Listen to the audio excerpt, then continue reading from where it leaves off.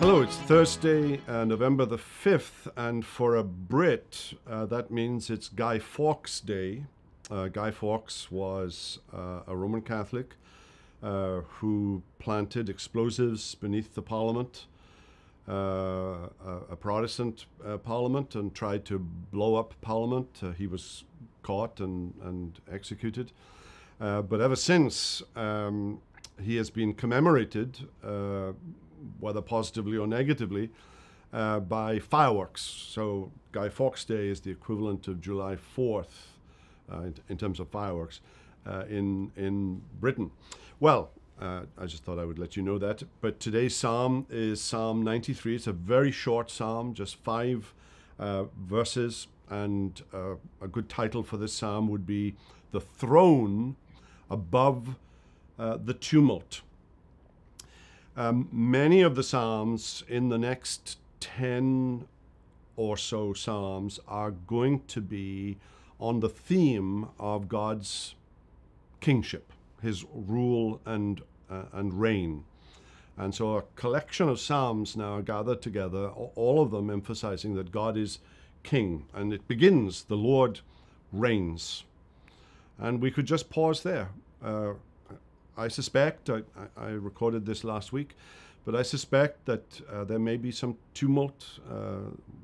We wonder what's going on in our society. We wonder what's going on as people are tense and frayed and saying all kinds of stuff and doing all kinds of stuff. We just need to remember, we need to look up and remember that God is on his throne. The Lord reigns. He is robed in majesty. In the middle of the psalm, you have a little description of the tumult. And the floods have lifted up. The floods have lifted up their voice. The floods lift up their roaring, mightier than the thunders of many waters, mightier than the waves of the sea. And again, the Jewish authors in the Old Testament had a foreboding of the sea. Leviathan dwelt in the depths of the ocean, a figure of great alarm and concern. And so the metaphor that's being employed here to describe tumult is the raging ocean. And we can think of the recent hurricane, one of many that we've had this summer. But the psalm ends just as it began. Your decrees are very trustworthy.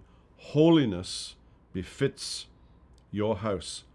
Holiness befits your house. And again, that word befits can be translated as beautified, or it's the word beauty.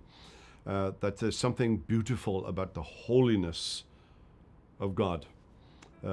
R.C. Sproul, whom I miss a great deal, and a dear friend of mine, R.C. Sproul, of course, made the holiness of God the chief characteristic, the chief attribute of God.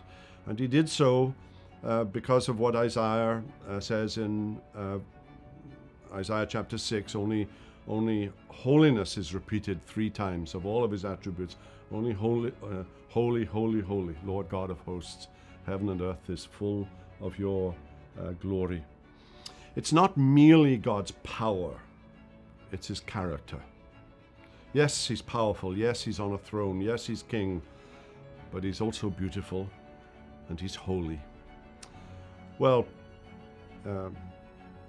that's a psalm to bring us calm today. The Lord bless you. We hope you've enjoyed this video. If you have, and you want to make sure you get all of our content, not just videos, but podcasts and ministry updates, make sure you download our app. If you think you might have missed a video, click on our YouTube channel. A link should be down below. There you can see all of our videos, and if you want to make sure you don't miss anything in the future, hit subscribe. If you want to be one of the first ones to know when we release a video, hit that little bell icon. And if this video has blessed you, and you can think of someone else that it might help, use that share icon and send it to them. All, of course, for the edification of God's people and the glory of his name. Until next time, God bless.